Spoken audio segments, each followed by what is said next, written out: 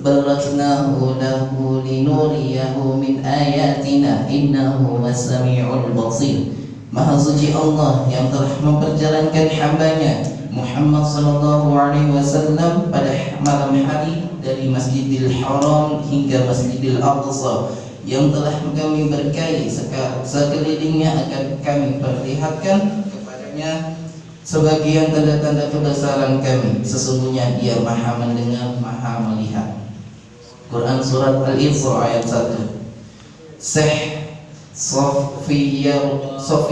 Sofiur Rahman Al-Mubarak Furi mengatakan 3 pendapat pertama tentang kapan terjadinya Isra wal Miraj di atas tertolak. Alasannya karena Khadijah radhiyallahu anha meninggal dunia pada bulan Ramadan tahun ke-10 setelah kenabian. Sementara ketika beliau meninggal belum ada kewajiban sholat 5 waktu. Juga tidak ada perbedaan pendapat bahwa diwajibkannya sholat 5 waktu adalah pada saat peristiwa Isra wal Miraj. Sedangkan 3 pendapat lainnya tidak mengetahui mana yang lebih rajih. Namun jika dilihat dari kandungan surat Al-Isra menunjukkan bahwa peristiwa Isra wal Miraj terjadi pada masa-masa akhir sebelum hijrah.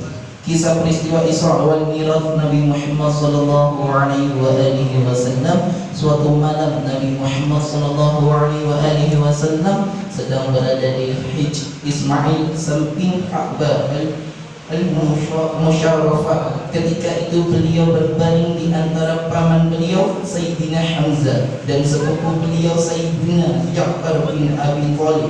Tiba-tiba malaikat Jibril, Mikail dan Israfil menghampiri beliau, kemudian membawa beliau menuju ke sumur Zamzam yang ada di Masjidil Haram. Sesampainya di dekat sumur, para malaikat meletakkan tubuh Nabi untuk dibelah dadanya dan disucikan menggunakan air Zamzam. Perlu kita ketahui bahwa penyucian ini bukan berarti bahwa hati Nabi kotor. Justru Nabi Muhammad SAW diciptakan oleh Allah dengan hati yang paling suci dan mulia. Hal ini dilakukan tidak lain adalah untuk menambah kebersihan di atas kebersihan, kesucian di atas kesucian, cahaya di atas cahaya, karena beliau akan melaksanakan suatu perjalanan dan peristiwa mahadasyat, yaitu berjumpa langsung dengan Allah Subhanahu wa Ta'ala. Malaikat Jibril menguatkan hati beliau lalu membasuhnya 3 kali. Setelah itu didatangkan untuk membagikan Nabi seekor binatang buruk lengkap dengan pelana dan kendalinya. Buruk berwarna putih, besarnya melebihi himar, namun lebih rendah dan bagal.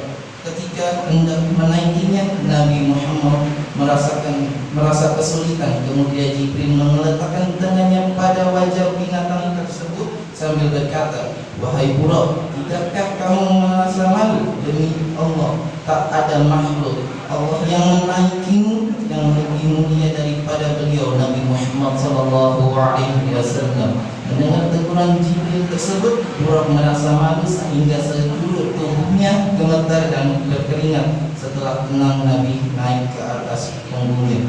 Dalam peristiwa Isra wal Miraj ini, Jibril menemani Nabi dan berada di sebelah kanan beliau, sedangkan Mikail di sebelah kiri. Menurut riwayat Ibnu Sa'ad, Jibril memegang sabuk di pelana buruk, sedang Mikail memegang tali kendali. Mungkin itu saja yang dapat saya sampaikan. Kurang lebihnya saya mohon maaf. Jazakumullahu khairan katsiran wa a'adallahu wa iyyakum ajma'in. Kita tutup dengan doa. A'udzubillahi minasyaitonirrajim. Bismillahirrahmanirrahim. Alhamdulillahi rabbil alamin, hamdan syakiran, hamdan na'imin, hamdan yu'afina ma huwa yukafi'u mazida. Ya rabbana lakal hamdu kama yanbaghi li wajhikal karim wa 'azimi sultanik. Allahumma shalli 'ala sayyidina Muhammad wa 'ala ali sayyidina Muhammad. Allahumma rabbana taqabbal minna salatana wa siyamana wa qiyamana wa takhassurana wa tadarru'ana wa ta'abudana wa tammim taqsirana ya Allah ya Allah ya Allah ya Arhamar Rahimin. Allahumma inna nas'aluka salamatan fid din wa afiyatan fil jasad wa ziyadatan fil 'ilmi wa barakatan fi rizqi wa tawbatan qabla al-maut wa rahmatan 'inda al-maut wa maghfiratan ba'da al-maut. Allahumma hawwin 'alaina fi syakaratil maut wa najata minan nar wa afwa indal hisab. Rabbana atina fid dunya hasanah wa fil akhirati hasanah wa qina 'adzabannar. Subhana rabbika rabbil 'izzati amma yasifun wa salamun 'alal mursalin walhamdulillahi rabbil alamin.